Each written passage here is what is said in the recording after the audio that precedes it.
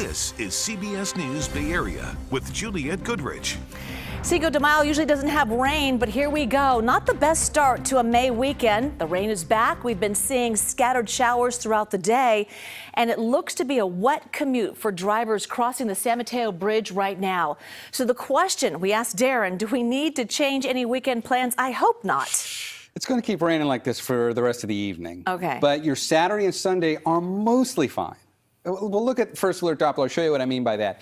The most impressive time for rain over the next 2 days is pretty much right now. And it does look good when you look at First Alert Doppler. There's widespread green showing up here. It's not staying like this all weekend, obviously. And to get a better idea on that, we put it into the Futurecast. And for the rest of tonight, it pretty much does.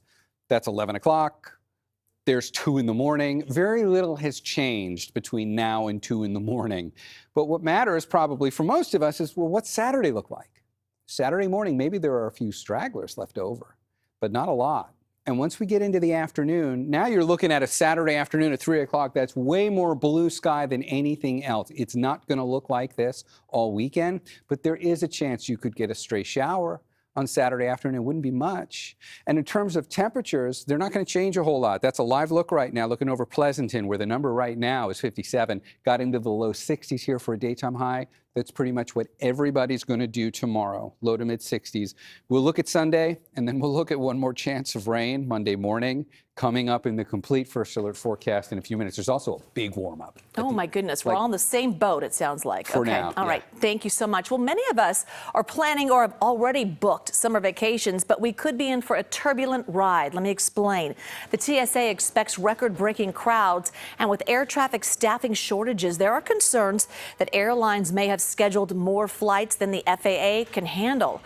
There is also this, a potential pilot strike. A union representing pilots with American Airlines authorized a strike this week over failed contract talks. Southwest pilots are also voting on whether to walk off the job. So what can we all do to avoid any travel turmoil? The biggest disruptor of summer travel is weather. So to avoid a backlog, taking a nonstop flight early in the morning is your best bet, that first flight out. If you do have to take a connecting flight, make sure your layover is at least 2 hours, maybe even 2.5 hours.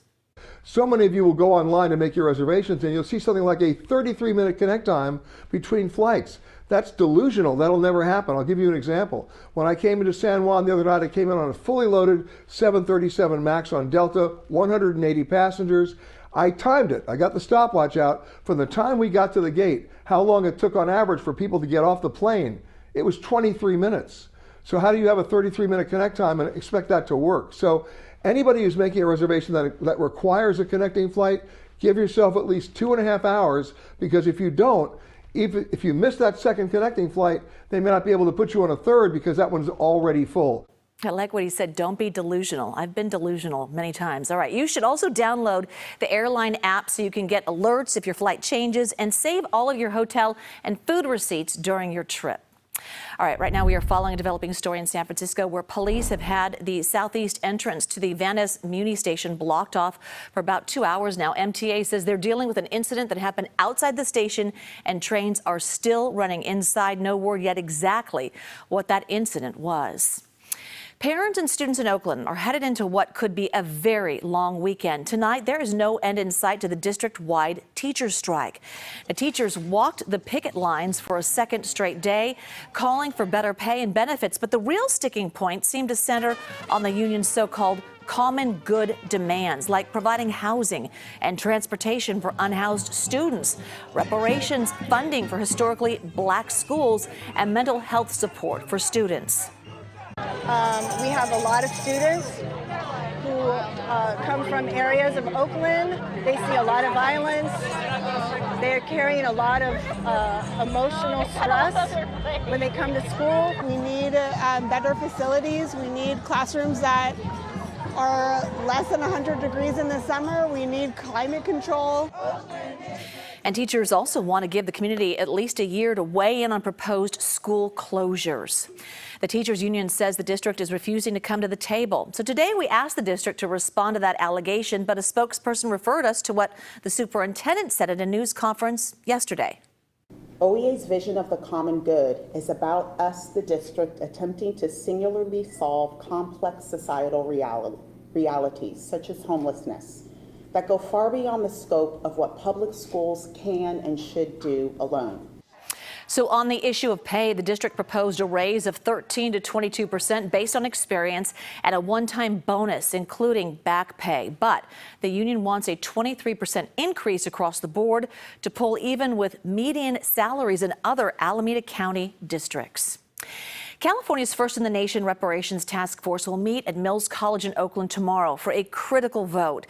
They are expected to decide whether to adopt a draft report recommending reparations of up to $1.2 million per black resident, depending on their lineage and how long they've been in California. That number was determined by studying the harms of over-policing and mass incarceration, along with health and housing discrimination. A yes vote does not guarantee any money will be given out. It just means there's an official recommendation for state lawmakers to consider later. And tonight, the Davis community is honoring the lives lost in a series of stabbings near the UC campus. A vigil right now is taking place for a UC Davis student and a 50-year-old man killed in separate attacks over the past week. A woman who was also stabbed is expected to recover. And here's the suspect, a former UC Davis student who attended high school in the Bay Area. He pleaded not guilty today to 2 counts of murder and 1 count of attempted murder. 21-year-old Carlos Reales Dominguez was denied bail because the judge says he presents a, quote, serious danger to society. UC Davis says the former biological sciences major failed out of school last week, just 2 days before the attacks began. A family affair in Alameda today. The city's free Cinco de Mayo fiesta is happening right now at Bohal Circle Immigrant Park. Families certainly enjoying games, entertainment, along with Mexican cultural education. In just a few minutes, they're going to begin screening the Pixar film Coco. A fantastic update now to the bystander who jumped into action to save a baby stroller from rolling into a SoCal traffic area. Ron Nessman, an unemployed truck driver, has since then gone viral. Guess what? He's received at least 5 job offers. Congratulations. He saved the baby. Thanks for watching. That's a great note to leave on, right? Have a great weekend. Stay dry.